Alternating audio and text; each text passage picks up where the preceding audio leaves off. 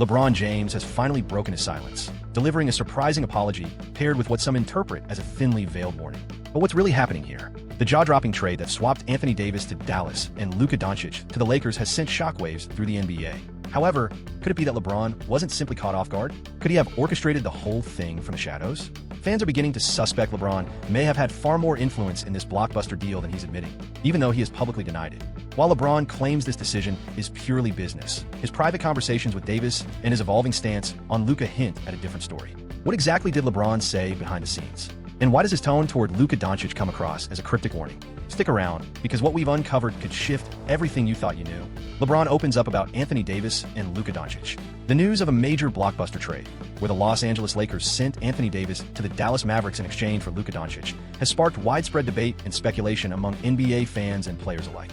Much of the chatter has centered on LeBron James' involvement, with many theorizing that he may have been a driving force behind the deal due to his purported frustrations with Davis, now his former teammate.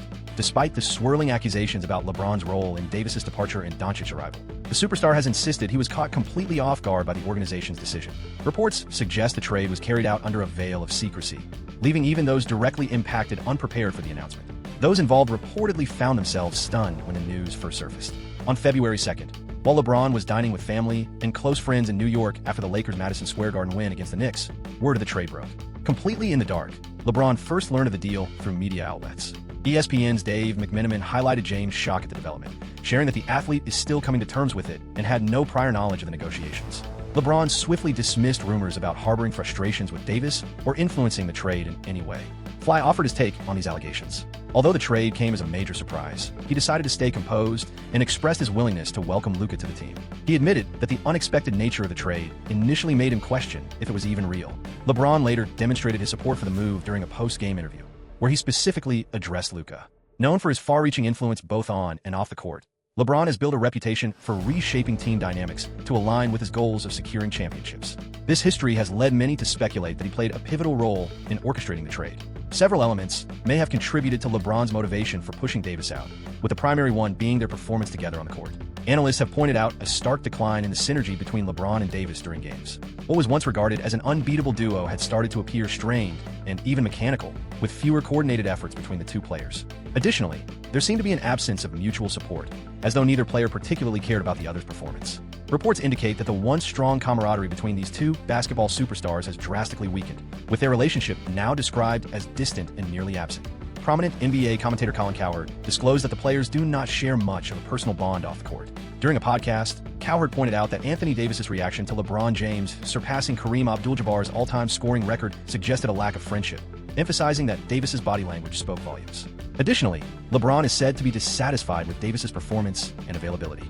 The inconsistency in Davis's contributions has become a major concern, with his form often fluctuating. His lackluster performances have reportedly been a key source of annoyance for LeBron, who highly values dependability and stable output from his teammates. However, Davis's inconsistency extends beyond his on-court deliverables. His recurring injuries have frequently sidelined him, depriving the Lakers of one of their pivotal players. These absences have often forced the team to adjust during crucial periods, further amplifying the inconsistency he brings to the roster. This growing unreliability may also strain the dynamic between Davis and LeBron, potentially hindering their on-court synergy. Beyond the lack of chemistry between LeBron and Davis, other motives behind LeBron's push for this trade have been suggested. A significant factor appears to be LeBron's calculated approach to his career.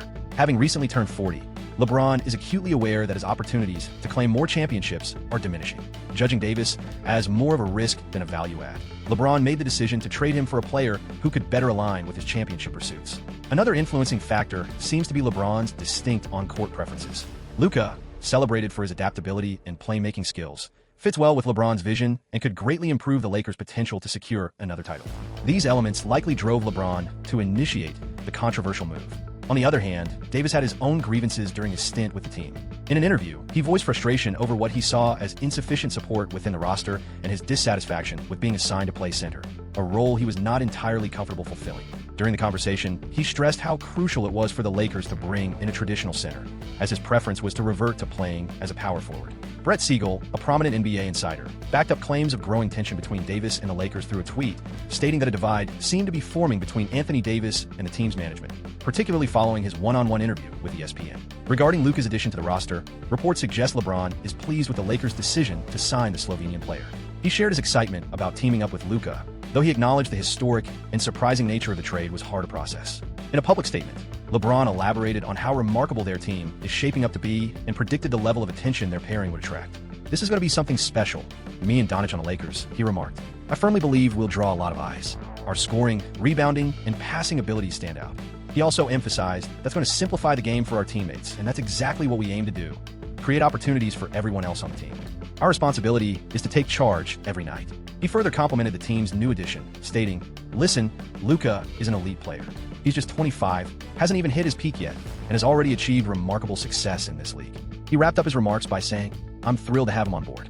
Los Angeles is thrilled to have him. Honestly, it still feels a bit unreal."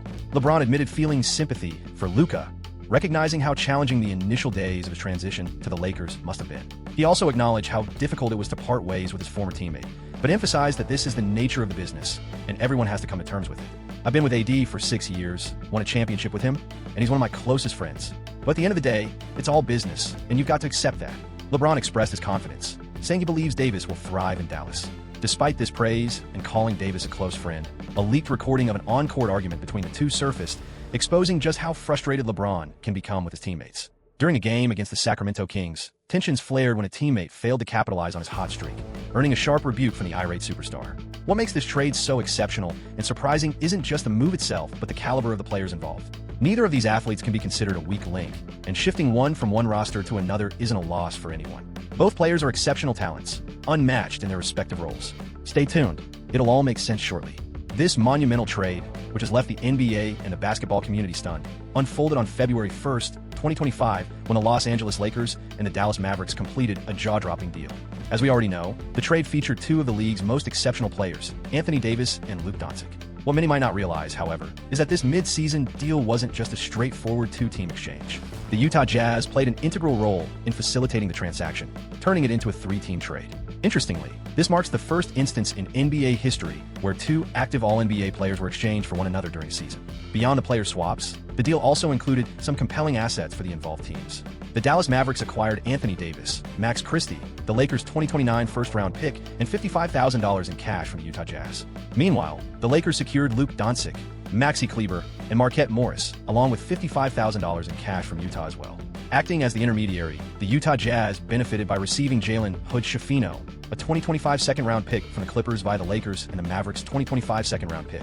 This trade has sparked various ripple effects for the franchises and the players involved. For example, the Lakers now appear poised to completely dominate any obstacle in their path.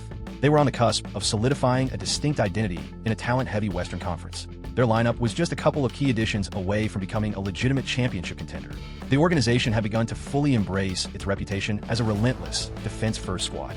This transformation was the result of several factors, including a previous trade that brought in Dorian Finney-Smith, the return of the tenacious defensive force Jared Vanderbilt, and the dominance of Davis, widely regarded as one of the league's most elite defenders.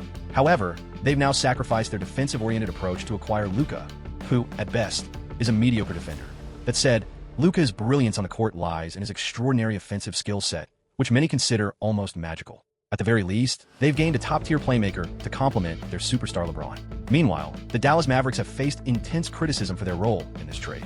In an unexpected move, they parted ways with a supposed untouchable cornerstone of their franchise, a player who has yet to reach his prime. Their reasoning? Concerns over his defensive deficiencies and doubts about his dedication to maintaining top physical condition. Dedication to conditioning, a polished way of addressing concerns over his physical readiness.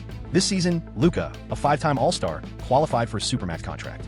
However, rather than offering him the deal, the organization opted to go in a different direction and move on from him. Now, the team faces the challenge of pursuing a championship with a somewhat competitive roster. Their other star player, Kyrie Irving, now joins forces with Davis. Unfortunately, both athletes have a reputation for being prone to injuries, leaving fans crossing their fingers that they can stay healthy this season. On the upside, the Mavericks acquired Christie, a 21-year-old 3 and D-wing known for his growing consistency with his jump shot. He also excels at defending the opposition's top scorers, which brings a much-needed defensive edge to his game. At first glance, these players may seem like any other NBA talents, but in reality, their accomplishments are far from ordinary and bound to astonish you. Look at Anthony Davis, for example. He boasts one of the most remarkable career accomplishments you'll ever come across. To highlight just a few, Davis became the first Laker to drop 40 points and secure 20 rebounds in a game since Shaquille O'Neal achieved the feat for the franchise. He is also the only player ever to capture an NBA championship, an NCAA title, an Olympic gold medal, and a FIBA World Cup championship, a distinction no other NBA player has accomplished. Furthermore, Davis was the first Laker since Kobe Bryant to deliver consecutive 40-point games. One of his standout performances included scoring 59 points, a franchise record, while also picking up 20 rebounds. Remarkably, he also became the youngest player to ever hit 59 points in a single game and joined the elite group of 20 players who have scored 50 points in a game. Additionally, Davis was the first in Pelicans history to rack up 2,000 points in a single season. These incredible milestones are just a portion of what he's achieved. Though younger, Luka has also accumulated an impressive set of records and achievements of his own. Take, for example, his incredible achievement as the first player in NBA history to notch a 60-point, 20-rebound triple-double, where he tallied a staggering 60 points, 21 rebounds, and 10 assists all in one game. He also holds the distinction of being the only player to average a 50-point triple-double across a 2-game stretch. Adding to his list of accolades, he has racked up 6 straight 30-point triple-doubles and 5 consecutive 35-point triple-doubles. On top of that, he's the youngest NBA player ever to achieve 3 back-to-back 35-point triple-doubles and surpass 1,000 career three-pointers. Incredible, right? Yet, despite these feats, many still don't fully understand why Luka ended up being traded to the Lakers. There's been no shortage of speculation, some theories more convincing than others. A prominent reason, as previously mentioned, revolves around his fitness. Critics have pointed out his weight concerns, as he's reportedly tipping the scales at 270 pounds instead of his optimal playing weight of 245 pounds. It's worth noting, though, that his performance on the court has never been hampered by his physique. However, it seems the Mavericks were less than pleased, particularly given his playing style, which relies heavily on his commanding ball handling and aggressive offensive presence. The franchise saw his issues with weight and stamina as potential long-term liabilities. Another key point that surfaced was the growing concern about the star's demeanor off the court. Luka had earned a reputation for frequently displaying frustration towards his teammates, conflicts with the coaching staff, recurrent complaints directed at referees, and allowing his emotions to overshadow his team's priorities in crucial moments. To make matters worse, he was even ranked among the NBA's most notorious complainers. Critics also pointed out that his habit of persistently disputing calls with officials not only disrupted the game's rhythm, but also diverted his focus from leading his team. Reports have also highlighted ongoing friction between Luka and Mavericks head coach Jason Kidd, stemming mainly from disagreements over Luka's defensive energy.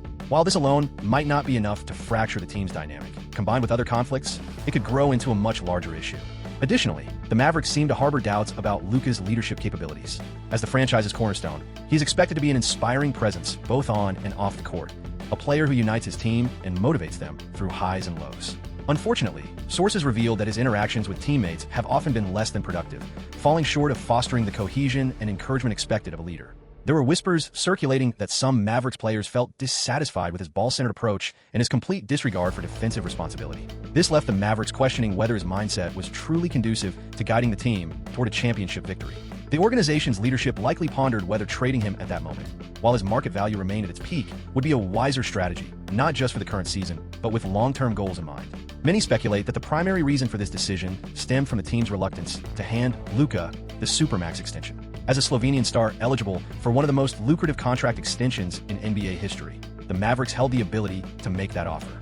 Surprisingly, they hesitated and instead decided to part ways with him. When a franchise hesitates to invest in a key player long-term, it often signals a lack of confidence in that player's value to the team.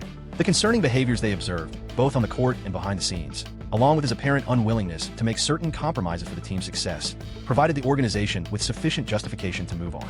Once Luka was no longer part of the roster, the Mavericks swiftly sought a leader they deemed more fitting. That's right, the team views Kyrie Irving as a superior leader, and he now serves as the undisputed focal point of their offensive strategy. Their revamped roster has been assembled in a manner that prioritizes his strengths and enables him to excel. Another major factor behind the trade was Luka's clear display of frustration with the Mavericks. Over previous seasons, he had openly expressed dissatisfaction regarding the organization's roster decisions and their apparent decision to throw in the towel during the 2023 season. Speculation emerged suggesting that Luka felt the Mavericks had failed to provide him with teammates of the caliber he needed. This only deepened the rift between the Slovenian star and the team's management. Some argue that Luka may have distanced himself from the franchise before they ultimately turn away from him, a notion that holds considerable weight. As with any action, there's an equal and opposite reaction, and we're already witnessing the repercussions of this trade.